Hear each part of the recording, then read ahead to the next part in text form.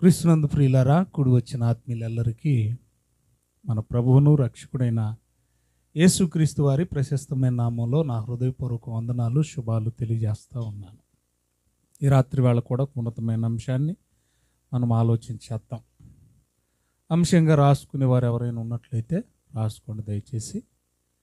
బలైపోతున్న బానిస బ్రతుకులు, బలైపోతున్న బానిస బ్రతుకులు అనే అంశం గురించి మనం ఆలోచించేద్దాం. బానిసలు అనే దాని గురించి మొట్టమొదటిగా మనం ఆలోచిద్దాం. భూమి మీద ప్రతి మనిషికి కూడా దేవుడు వ్యక్తిగత స్వాతంత్ర్యాన్ని ఇచ్చాడు. అబాదాములకు కూడా దేవుడు స్వాతంత్ర్యాన్ని ఇచ్చాడు. ఇచ్చిన ఈ స్వాతంత్ర్యం ఏదైతే ఉందో, స్వాతంత్ర్యాన్ని మనం విస్మరించి దేనినైతే మన మీద ఏలుబడి చేయడానికి ఇష్టపడతామో ఆ ఏలుబడి చేసేదానికి మనం బానిసలమైపోతాం.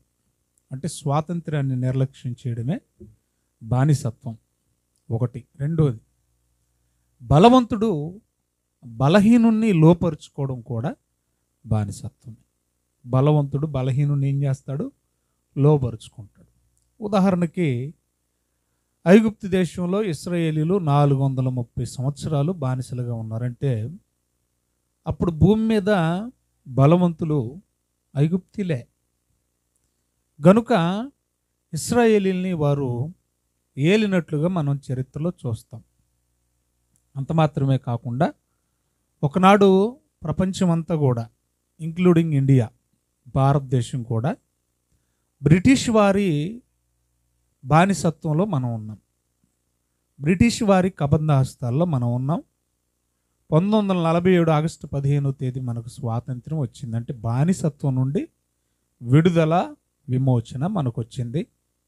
అనేక మంది త్యాగదనులు, అనేక మంది సంఘ సంస్కర్తలు, అనేక మంది స్వతంత్ర సమరయోధుల కష్టం, అందులో డాక్టర్ బిఆర్ అంబేద్కర్ గారు కూడా ఉన్నారని మనం చెప్పాలి. ఎందుకంటే ఈ బానిసత్వంలో మగ్గిపోతూ, పెత్తందారు చేతుల్లో నలిగిపోతూ, బలవంతుల చేతుల్లో అణిగిపోతున్న మనల్ని ఎలాగైనా విడిపించాలి అని డాక్టర్ బిఆర్ అంబేద్కర్ ఇలాంటి వారు, ఎంతోమంది సంఘ సంస్కర్తలు చాలా పాటుపడ్డారు, ప్రాణత్యాగాలు చేసినట్లుగా మనం చూస్తున్నాం. అయితే ఈరోజు నేను వేరే దేశస్థుడు మన మీద ఏలుబడి చేసే బానిసత్వం గురించి మాట్లాడడం లేదు. ఇశ్రాయేలీలు ఒక రాజ్యం క్రింద బానిసలుగా ఉన్న బానిసత్వం గురించి నేను మాట్లాడడం లేదు. సర్వమానవాళి ఎప్పుడూ బానిసలుగానే ఉన్నారు. మనకు స్వాతంత్రం వచ్చి 1947 అంటే ఇప్పటికి ఎన్నేళ్ళు అయింది? 1947 అంటే ఎన్నేళ్ళు అయింది?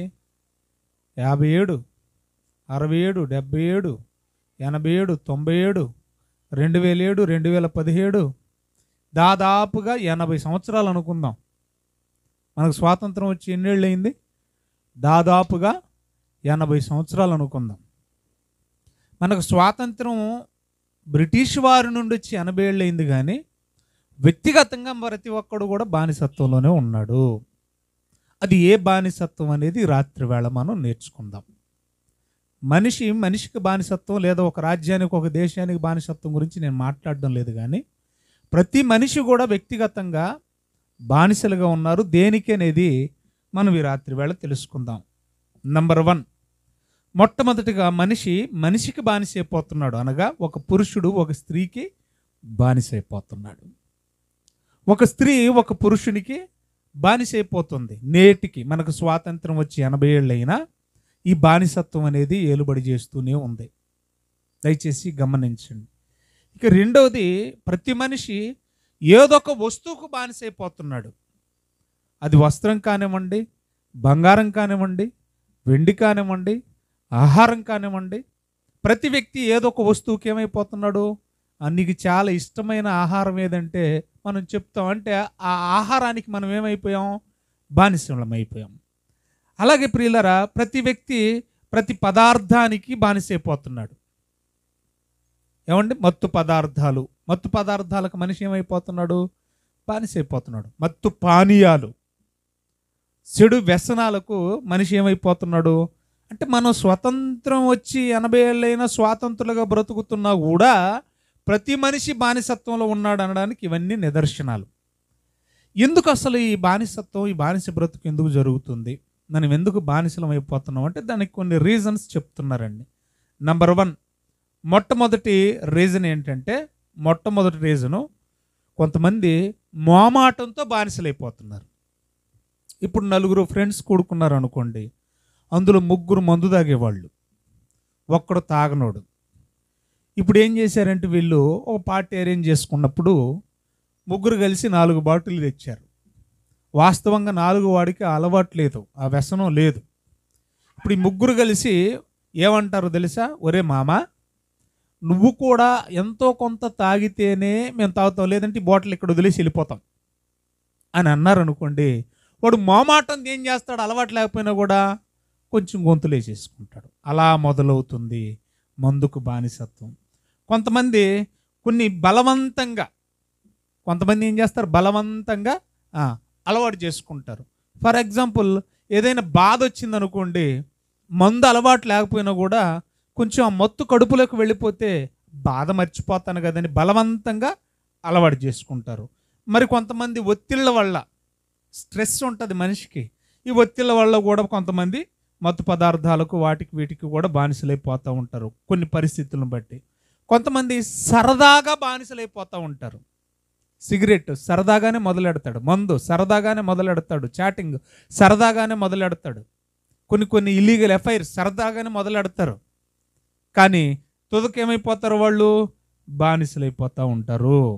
ఈ విధంగా మనం చాలా జాగ్రత్తగా ఆలోచన చేసినప్పుడు ఈ బానిసత్వంలో కూడా క్యాన్సర్కి ఎలాగో first stage, second stage, third stage అంటామో అలాగే ఈ బానిసత్వానికి కూడా స్టేజీలు ఉన్నాయి. ఏమండి, మొట్టమొదటి స్టేజ్ ఏంటంటే దాన్ని అలవాటు చేసుకోవడమే మొదటి స్టేజీ. చెడు వ్యసనాన్ని అలవాటు చేసుకోవడమే మొదటి స్టేజీ. రెండో స్టేజ్ అంటే అది నిత్యవసర వస్తువుగా మారిపోతుంది. రెండో స్టేజ్ ఏంటి తెలుసా, అది నిత్యము నేను సేవిస్తేనే బతకలేననే స్టేజ్కి వెళ్ళిపోతాడు. అంటే మానవ జీవితంలో మొదటి స్టేజీ అలవాటు చేసుకోవడం అయితే, రెండవ స్టేజీ అది నిత్యవసరాలలో ఒకటిగా మారిపోతుంది. అది లేకపోతే ఉండలేని స్థితి, అది లేకపోతే తిన్నది అరగని స్థితి, అది లేకపోతే 1కి 2కి వెళ్ళలేని పరిస్థితి. ఏమన్నా చెప్పండి కానీ పాస్టర్ గారు అది లేకుండా నేను ఉండలేను అనే స్థితికి వెళ్ళిపోతాడు. మూడవ స్థితి, చివరి దశ ఏంటంటే ఏమండి, కొన్నిటిపైన కొన్ని ఏదైతే వ్యసనాలు ఉంటాయో వాటిపైన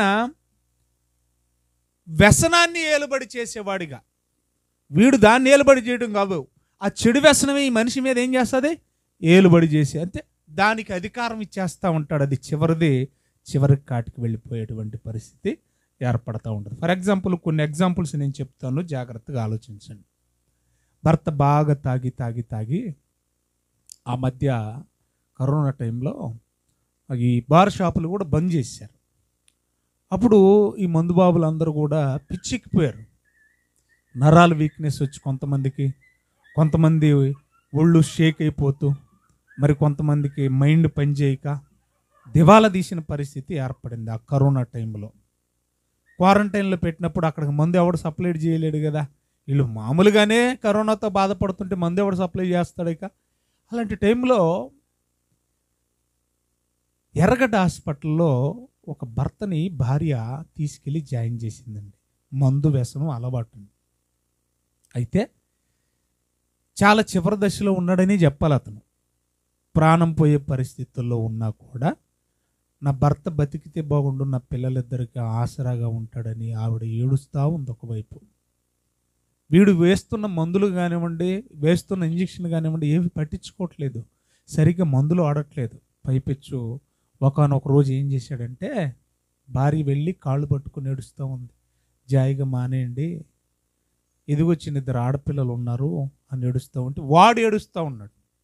ఆడెందుకు ఏడుస్తున్నాడు, ఎందుకు ఏడుస్తున్నాడు, నువ్వేమన్నా అనుకోవే బాబు, వాడికి తెలుసు వాడు చస్తాడని కూడా వాడికి తెలుసు. నువ్వేమన్నా అనుకోవే, నాకు మాత్రం ఒక 90 ml ఇచ్చేసి ఇక్కడ నుంచి వెళ్ళిపో, నేను చచ్చిపోయినా పర్లేదు అంటే, చచ్చిపోతానని తెలిసి కూడా ఏమడుగుతున్నాడు, మళ్ళీ ఒక 90 ml ఇమ్మని. 90 ఇచ్చేసింది. ఉండబట్టలేక ఏం చేస్తాం మరి? ఇచ్చేసింది, తెల్లారేసరికి చనిపోయాడు. రెండోది సిగరెట్లు కూడా ఒక్కదాంతో ఒక్క దమ్మే కదా అనుకుంటాడు, ఒక్కదాంతో స్టార్ట్ చేస్తాడు, పెట్లు లాగేస్తాడు, చివరికి పెట్లో పెట్టేస్తారు. అర్థమైందా? సిగరెట్ కూడా అలాగే బానిసలైపోతూ ఉంటారు. ఈ మధ్యకాలంలో బెట్టింగ్స్ ఎక్కువైపోయినాయి. బెట్టింగ్ కూడా సరదాగానే స్టార్ట్ చేస్తున్నారు. చివరాఖరికి ఈ బెట్టింగ్ల వల్ల ఏమవుతుందంటే, చెంచులగూడ పరిసర ప్రాంతాల్లో ఒకడు నాన్న ఆరోగ్య పరిస్థితి బాగోలేక చచ్చిపోతే 20 లక్షలు వేసారంట ప్రభుత్వం వారు. మేబీ ఉద్యోగస్తుడు కావచ్చు ఆయన. 20 లక్షలు వేస్తే అమ్మ చెల్లికి తెలియకుండా 15 లక్షలు బెట్టింగ్కి పెట్టేశాడు ఆల్రెడీ. ఆ విషయం అమ్మకి తెలిసిన తర్వాత ఇదంతా ఎక్కడ స్ప్రెడ్ చేస్తుందో, నా పరువు ఏమైపోద్దోనని అమ్మకి చెల్లికి అన్నంలో విషం కలిపి చంపేశాడు. మిగతా 5 లక్షలు కూడా ఖర్చు పెట్టాడు. వెళ్ళిపోయి గూడ్స్ రైలుకి ఎదురుగా నిలబడ్డాడు. తెల్లారేసరికి ముక్కలైపోయాడు. మనిషి చూడండి ఎంత సులువుగా కాలం చేసి వెళ్ళిపోతూ ఉన్నాడో. మరొకటి, కొంతమంది ఫోన్లకి బానిసలైపోతూ ఉంటారు. ఇంతకుముందు మనం రైలు ఎక్కినా లేదంటే బస్ ఎక్కినా మనం ఏం చేసేవాళ్ళం అంటే, దేనికోసం వెతుక్కునే వాళ్ళం అంటే, లగేజీ పెట్టడానికి ఎక్కడైనా చోటు ఉంటుందా అని వెతుక్కుంటాం, కూర్చోడానికి ఎక్కడైనా అంత జాగా ఉంటుందా అని వెతుక్కుంటాం. కానీ ఇప్పుడు లగేజీ పెట్టడానికి లేకపోయినా, కూర్చోడానికి లేకపోయినా, ఫోన్ ఛార్జింగ్ పెట్టడానికి ఎక్కడైనా చెప్పండి, ఫోన్ లేకపోతే మనిషి బతకలేని పరిస్థితికి వెళ్ళిపోయాడు. ఏమండి, కొంతమంది టీవీలకి అడిక్ట్ అయిపోతారు. రీసెంట్గానే రాజమండ్రి పరిసర ప్రాంతాల్లో రిమోట్ ఇవ్వలేదని భార్యను కొడితే చచ్చిపోయింది. చూసారా? సీరియల్ చూస్తుందంట ఆవిడ, రిమోట్ ఇమ్మంటే ఐపీఎల్ జరుగుతుంది కదా, ఏమండి మ్యాచ్ చూడాలని అతను, సీరియల్ చూడాలని ఆవిడ. సరిగ్గా ఆ టైంలోనే వచ్చింది మ్యాచ్, అడిగినందుకు ఇవ్వలేదని కొడితే టీవీకి అడిక్ట్ అయిపోయారు. కొంతమంది గేమ్స్కి అడిక్ట్ అయిపోతారు, పిచ్చోలుగా మారిపోతున్న పరిస్థితి మనం చూస్తూ ఉన్నాం. ఏమండి, ఇదంతా ఒక ఎత్తు అయితే, మనిషి ఒక స్త్రీ ఒక పురుషునికి బానిసైపోతూ ఉన్నారు. ఈ మధ్య ఎక్కువ కేసులు ఈ ఇల్లీగల్ అఫైర్సే. ఒక సినిమా సైడ్ కానివ్వండి, సామాన్య మనుషులు కానివ్వండి, ఎక్కువ కేసులు ఏమొస్తున్నాయి అని అంటే, అక్రమ సంబంధాల వల్ల ఒక వ్యక్తి మరొక వ్యక్తికి బానిసైపోతూ ఉన్నాడు. తను ఎంతటి ధనవంతుడైనా, తను ఎంతటి జ్ఞానవంతుడైనా, తను ఎంతటి బలవంతుడైనా కూడా చిన్న బలహీనురాలైన స్త్రీకి తన బలాన్ని తాకట్టు పెట్టేస్తున్నాడు, బానిసైపోతున్నాడు. బైబిల్ చరిత్రలో కూడా మీరు ఆలోచన చేస్తే ప్రియులరా, న్యాయాధిపతుల గ్రంథం ఒకసారి బైబిల్ ఓపెన్ చేద్దాం. న్యాయాధిపతుల గ్రంథం బైబిల్లో వ్రాయబడిన మాట 16వ అధ్యాయము 16వ వచనాన్ని ఒకసారి చదువుదామండి. ఆమె అనగా ఎవరు? దెలీలా ఏం చేస్తుందంట? ప్రతిరోజు మాటల చేత సంసోనును బాధించి విసికించి తొందర పెడతా ఉంది. నీ బలం ఎక్కడని చెప్పు, నీ బలం ఎక్కడని చెప్పు, నీ బలం ఎక్కడని చెప్పు. ఒకటిసారి చెప్పాడు, 2 సార్లు చెప్పాడు, 3 అన్ని అబద్ధాలే చెప్పాడు. చివరాఖరికి నిజం చెప్పాడు. విసికించేసిందంట. విసికించేసేసరికి చావగోరినట. చాలమ్మా, ఒక స్త్రీకి లోలుడైపోతే, బానిసైపోతే ఏ స్థాయికి వెళ్ళిపోతాడో అనడానికి ఒక బలవంతుడైన సంసోనుని మనకి నిదర్శనంగా పెట్టాడు దేవుడు. బలవంతుడు, గాడిద పచ్చ దవడ ఎముకతో 1000 మంది ఫిలిష్తీయులను చంపి, ఏమండి, ఒక పెద్ద గుట్ట వేసి దానికి రామత్లేహి దవడకొండ అని పేరు పెట్టిన ఆ మహానుభావుడు, సింహాన్ని మేకపిల్లను చీల్చినట్లు చీల్చివేసిన ఒక మహానుభావుడు, ఒక 300 నక్కలను పట్టుకొని తోకలకు దివిటీలను వెలిగించి అవలు చేలన్నీ తగలబెట్టిన ఒక గొప్ప బలవంతుడు స్త్రీకి బానిసైపోయాడు. చివరికి వచ్చేసరికి ఏమంటున్నాడో తెలుసా? ప్రాణం పోతే బాగుండు అనుకున్నాడు, అలాగే దాగోనుగుడిలో తన ప్రాణం పోయింది ప్రియులారా. అందుకంటాడు చూడండి, ఎందుకు ఇలాగ అయిపోతున్నారు మనుషులంటే, పేతురు రాసిన 2వ పత్రిక 2వ అధ్యాయం, పేతురు రాసిన 2వ పత్రిక, అందరు బైబిల్ ఓపెన్ చేద్దాం. 2వ అధ్యాయము 19వ వచనం చదువుదాం. 19వ వచనం. తానే భ్రష్టత్వమునకు, ఏ దేశమోడు కాదు, ఏ ప్రాంతమోడు కాదు, ఏ రాజ్యమోడు కాదంట, తనకు తానే స్వతంత్రుడైన మానవుడు తానే ఏంటట, భ్రష్టత్వమునకు దేనికి దాసుడైపోయాడు, దేనికి బానిసైపోయాడు, చెడుకు బానిసైపోయి, వ్యసనానికి బానిసైపోయి దాసుడై ఉండి అట్టి వారిని ఏంటట చెప్పుదురు. ఒకడు దేని వలన జయింపబడునో దానికి దాసుడైపోతాడు. ఇప్పుడు ఎవరు జయించారు చెప్పండి? సంసోను దెలీలాను జయించాడా? దెలీలా సంసోను జయించిందా? దెలీలానే సంసోన్ని జయించింది. ఎందుకంటే సంసోను దెలీలాకు బానిసడయ్యాడు కనుక దెలీలాకి విజయం వచ్చింది. అందుకన్నాడు, ఎవడైనాను దేనికి బానిసైపోతాడో అది వాని మీద ఏలుబడి చేస్తుంది. మళ్ళీ లాస్ట్ సెంటెన్స్ చదువు దయచేసి. ఒకడు దేని వలన జయింపబడునో దానికి దాసుడైపోతాడు. సిగరెట్టా, వ్యభిచారమా, మద్యమా, దొంగతనమా, ఏమండి, తర్వాత లంచగొండితనమా, నీతిమాలిన పనుల, చెడ్డ పనుల, పాపిష్టి పనుల, దుర్మార్గ పనుల, దేనికైతే తాను దాసుడిగా అప్పగించుకుంటాడో అది తన మీద ఏలుబడి చేస్తుంది. ఎంత చక్కగా రాశాడో చూడండి. అయితే ఇప్పుడు మనం ఏం చేయాలండి పాస్టర్ గారు? ఇది ప్రశ్న. ఇప్పుడు లోకంలో ఉన్న మరి నిపుణులను అడిగితే ఏమంటారంటే, మా ఆయనకి మందు వ్యసనం ఉందండి అని అంటే, అయితే మా దగ్గరికి తీసుకురమ్మా, పసరేస్తామా ఒక నెలపాటు అంటారు. పసరెత్తే ఆగుతాడా? ఆగుతున్నారా? ఆ వేసిన 4 రోజులే. ఎందుకంటే ఈ పసర మీద మళ్ళీ మందెత్తి చచ్చిపోతానని భయంతో ఆ 4 రోజులు ఆ పీక పట్టేసుకుంటాడు, ఒగ్గ పట్టి ఉంటాడు. ఆ 4 రోజులు అయిపోయిన తర్వాత వ్రతదినాలు కదా మరివి, యథా రాజా తదా ప్రజ, మళ్ళీ మామూలే. మా దగ్గరికి రండి, మేము మందు ఎడతాం తాగకుండా, మా దగ్గరికి రండి, మేము మెడిసిన్ ఇస్తాం అని అంటా ఉంటారు. అంటే దానికి సమస్య అనేది ఎక్కడ మొదలవుతుందో ఈ నిపుణులకు అర్థం కావడం లేదు. ఆ సమస్య పోవడానికి పరిష్కారం కూడా మనుషుల దగ్గర దొరకట్లేదు ప్రియులారా. ప్రతి మనిషి కూడా దేనికో ఒకదానికి బానిసైపోతూ ఉన్నాడు, దేనికో ఒకదానికి బానిసైపోతున్నాడు. తన స్వాతంత్రాన్ని కాల రాసుకుంటున్నాడు, జీవితాన్ని ముగించి వెళ్ళిపోతూ ఉన్నాడు.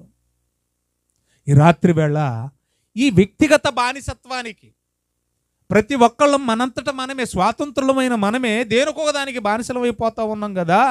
ఈ వ్యక్తిగత బానిసత్వానికి గల కారణం మూలమేంటో తెలియాలి. మరి అందులో నుంచి విడుదల పొందాలంటే ఏం చేయాలో కూడా మనకి తెలియాలి. మొట్టమొదటిగా ఈ వ్యక్తిగత బానిసత్వానికి గల మూలమేంటో ఒకసారి బైబిల్లోకి వెళ్ళి ఆలోచించేద్దాం. ద్వితీయోపదేశకాండం 30వ అధ్యాయం 15వ వచనం. ద్వితీయోపదేశకాండం 30వ అధ్యాయం 15వ వచనం చదువుదామండి. దేవుడు ఏమంటున్నాడో చూడండి, ఎంత బాగా చెప్తున్నాడో చూడుము. నేడు నీ ఎదుట జీవమును మేలును, మరణమును కీడును. చాలండి. ఏమన్నాడు? మేలు కీడు, జీవము మరణం. కొంచెం ఆపోజిట్గా వ్రాశారు అక్కడ, అయినా కూడా మీకు అర్థం కావడానికి. దేవుడు మన ఎదుట ఏమేమి పెట్టాడు? జీవము ఉంచాడు. అంటే చూజ్ చేసుకునేది మన చేతుల్లో పెట్టాడు. నిర్ణయం నీదే. నీ ఎదుట మేలు ఉంది, కీడు పెట్టాను. నీ ఎదుట జీవాన్ని పెట్టాను, మరణాన్ని కూడా పెట్టాను. అది ఎంచుకునే దశలో ఎంచుకునేది నీవే. నీకు ఆ స్వాతంత్ర్యాన్ని నేను ఇచ్చాను అన్నాడు. అర్థమవుతుందా? ఎవరు కూడా చెడిపోవాలని దేవుడు కోరుకోడు. ఎవరు కూడా చెడిపోవాలని ఏ తల్లిదండ్రి కోరుకోడు. మంచిగా బ్రతకాలనే కోరుకుంటారు. మళ్ళీ చూడండి, అక్కడ 19వ వచనంలో, అక్కడ 19వ వచనం చదవండి. నేడు జీవమును మరణమును, ఆశీర్వాదమును శాపాన్ని నీ ఎదుట పెట్టాను అన్నాడు. రెండింటినీ మన మధ్యలోనే పెట్టాడు, మన ముందే పెట్టాడు. ఎంచుకున్న దానిని బట్టి మనం ఎంచబడిన దానికి బానిసలం అవుతాం. ఒకవేళ చెడుని ఎంచుకున్నామా, చెడు మన మీద ఏలుబడి చేస్తుంది. మంచిని ఎంచుకున్నామా, మంచి మన మీద ఏలుబడి చేస్తుంది. దేన్ని మనం ఎంచుకుంటే దానికి మనం ఏమైపోతాం? బానిసలం అయిపోతాం. రెండోది, చెడును ఎంచుకోవడానికైతే దేవుడు ప్రేరణ ఇవ్వడు. అర్థమవుతుందా? ఇప్పుడు ఇస్కరియోతు యోధాను ప్రేరేపించింది ఎవరు? అపవాది. ఏం చేయడానికి?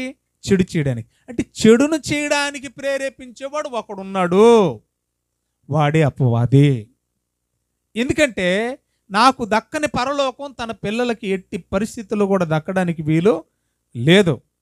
నా ఆయుష్ పెరగాలంటే వీళ్ళు పాడైపోతూ ఉండాలి, వీళ్ళు బాగుపడితే యేసు రాకడ జరుగుద్దని వాడు నిత్యము ఏం చేస్తున్నాడంటే ఏదో ఒక ఎర వేస్తున్నాడు, ఎక్కడో చోట గాలం వేస్తున్నాడు, ఎక్కడో చోట ఉరులు ఒగ్గుతున్నాడు. ఏమండి, ఆ మాట కూడా మీరు చూడండి. హబక్కూకు రాసిన గ్రంథం 1వ అధ్యాయము 15వ వచనంలో చెడుకు ప్రేరణ ఇచ్చేది ఎవరో చక్కగా రాశాడు. చూడండి, హబక్కూకు రాసిన గ్రంథం 1వ అధ్యాయము 15వ వచనం చదువుదాం. తీశారమ్మా? చదవండి. 15వ వచనం. ఎవరు? అపవాది. గాలం వేస్తున్నాడు. గాలానికి ఎర్ర ఉండాలి కదా, మరి ఉట్టి గాలం ఎత్తి పడరగా. ఏదో ఒకటి ఎర వేస్తానే ఉన్నాడు ప్రతి మనిషికి. ఎవనిని ఎప్పుడు ఎలా మృంగుదునా అని వెతకుచూ తిరుగుచూ ఉన్నాడు, గర్జించు సింహము వలె. వాడు గాలం వేస్తున్నాడు. మానవులందరినీ ఆ ఎర వేసి ఆ ఎరతో గాలానికి గుచ్చి లాగి ఉన్నాడు. ఉరులు వగ్గి చిక్కించుకొనుచున్నాడు. వాడు తన బలతో వారిని కూర్చుకుని సంతోషపడి గంతులేస్తున్నాడట. ప్రతి మనిషి చెడిపోవడానికి మూలమేంటో బైబిల్ చెప్తుంది. ఎవ్వరు చెప్పలేరు. నువ్వు సరదాగా ప్రారంభించినా, బలవంతంగా ప్రారంభించినా, మోమాటంతో ప్రారంభించినా, ఎలా ప్రారంభించినా ప్రారంభానికి మూలం ఎవరని చెప్తుంది బైబిల్. చెడుకు ప్రారంభం ఎవరట? అపవాది. అంటే సర్వమానవాళి వ్యక్తిగత బానిసత్వంలో ఉన్నారు. ఎవరి క్రింద? పాపము, అపవాది, చెడు క్రింద, దుష్టత్వం క్రింద బానిసత్వంలో ఉన్నారు.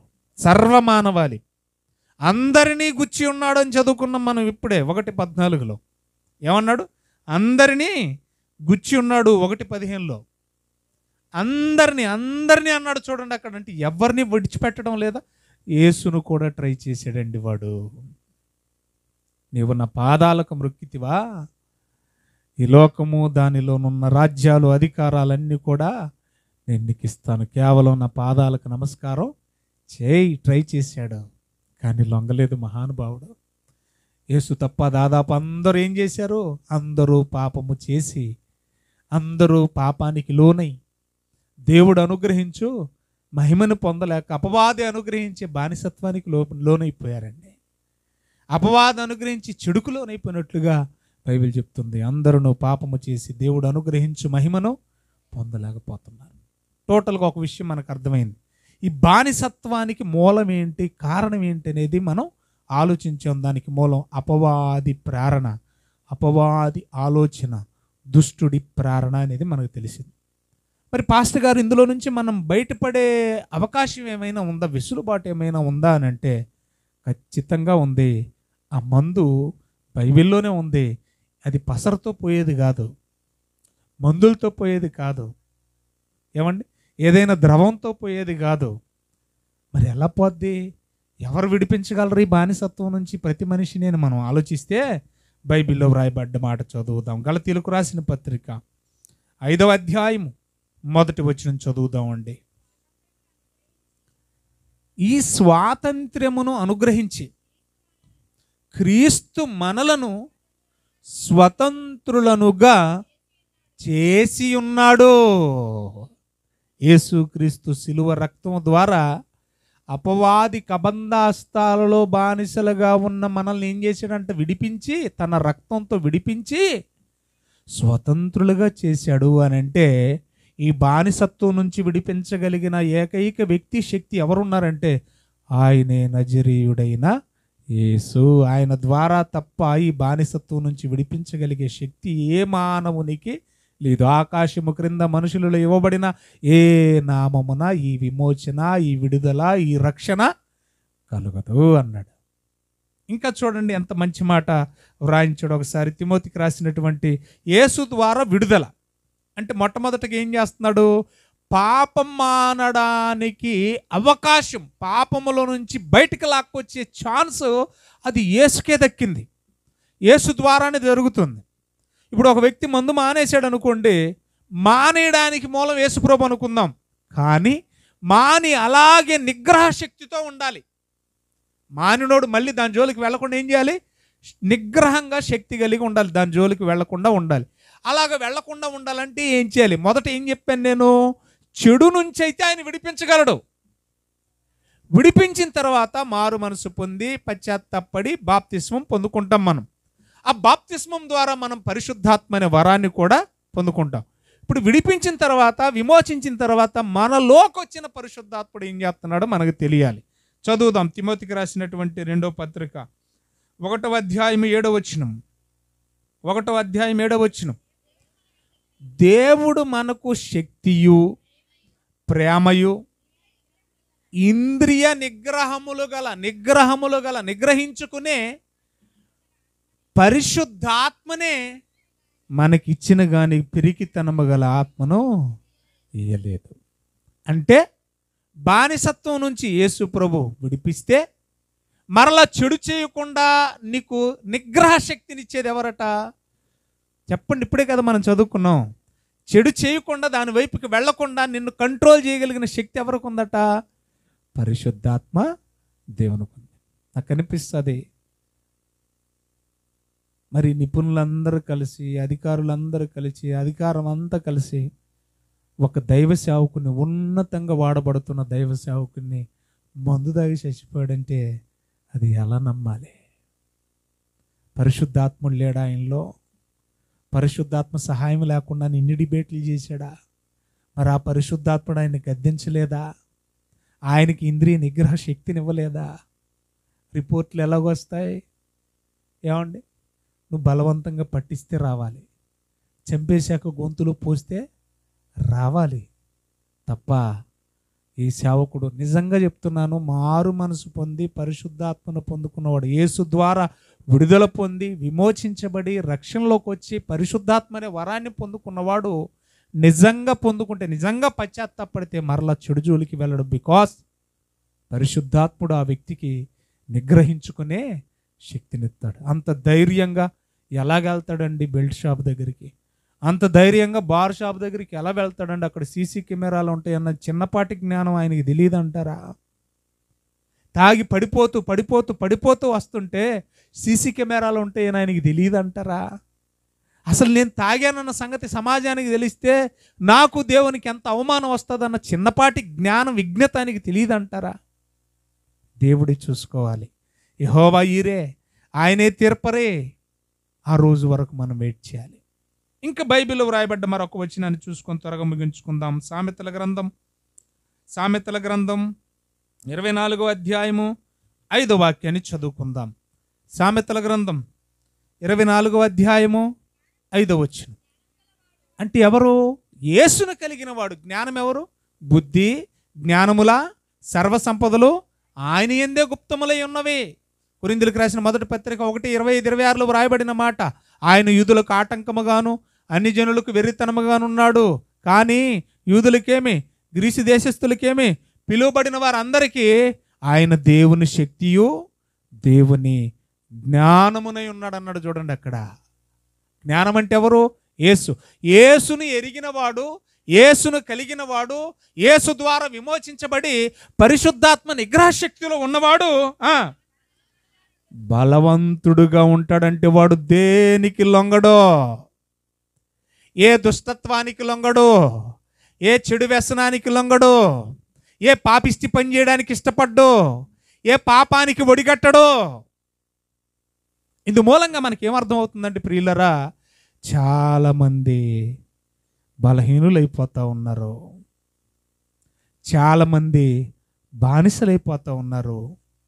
వ్యక్తిగతంగా తమ్మును తామే భ్రష్టత్వానికి అప్పగించుకుంటూ ఉన్నారు. ఆ భ్రష్టత్వం నుండి, ఆ బానిసత్వం నుంచి విడిపించగలిగినటువంటి శక్తి ఏ యోధునికి లేదు, ఏ సంఘ సంస్కర్తకు లేదు. అది కేవలం యేసుకు మాత్రమే ఉందని బైబిల్ చెప్తుంది. ఆకాశము క్రింద మనుషులు ఇవ్వబడ్డ ఏ మనిషికి విమోచించే శక్తి లేదు. ఆకాశము క్రింద ఏమండి వ్యక్తులలో ఇవ్వబడ్డ ఏ శక్తికి లేదు ఈ నిగ్రహించుకునే శక్తి, నిగ్రహింపచేసే శక్తి అది కేవలం పరిశుద్ధాత్ముడికి ఉంది. జ్ఞానం కలిగిన వాడు, యేసును కలిగిన వాడు ఎట్టి పరిస్థితుల్లో మళ్ళీ పాపం చేయడానికి ఇష్టపడ్డ. ఒకవేళ అలాంటి వాడు పాపం చేస్తున్నాడంటే అయితే వాడు యేసును సరిగా ఎరగలేదు, అయితే తను పరిశుద్ధాత్మను పొందుకోలేదు. చివరిగా ఒక మాట చెప్పి నేను ముగిస్తాను. ఎందుకు త్వరగా ముగించానంటే, నాన్నగారు నిన్నటి నుంచి మాట లేదు, వినికిడి లేదు, కడుపులోకి ఏమి వెళ్ళట్లేదు. నాన్న చివరి దశలో ఉన్నాడు. ఎప్పుడు ఏ క్షణం ఏ వార్త వస్తుందోనని నేను నా మొబైల్ని కూడా ఫ్లైట్ మోడ్లో పెట్టేశాను. మెసేజ్ అయిపోయే వరకు నా మొబైల్ కూడా ఫ్లైట్ మోడ్లో పెట్టేశాను. నాన్న పరిస్థితి బాగలేదు, గంటలే చెప్పలేం. ఇకపోతే మరొక విషయం మీరు గమనించండి, నాన్న ఉన్న కాలం చేసిన కార్యక్రమాలు మాత్రం యథావిధిగానే జరుగుతాయి. మాస్టర్ వాళ్ళ ఇంటి దగ్గర జరుగుతుంది, అన్నీ యథావిధిగానే జరుగుతాయి. ఎవరు కూడా మీరు మిస్ అవ్వద్దు. ఖచ్చితంగా అన్ని కార్యక్రమాలకు మీరు అటెండ్ అవ్వండి. ఒకవేళ అలాంటి పరిస్థితి ఏదైనా ఏర్పడితే నేను లేకపోయినా కార్యక్రమాలు మాత్రం మనం ఏవైతే షెడ్యూల్ రాసుకున్నామో అదే ప్రకారంగా జరుగుతాయి. ఈ విషయాన్ని సంఘమంతా గుర్తించి నాన్నగారి గురించి మీ అనుదిన ప్రార్థనలో జ్ఞాపకం చేసుకోవాలని నేను మనసారా కోరుకుంటూ నా మాటలు ముగిస్తున్నాను. దేవుడు మిమ్మును మీ కుటుంబాలను దీవించునుగాక. ఆమేన్.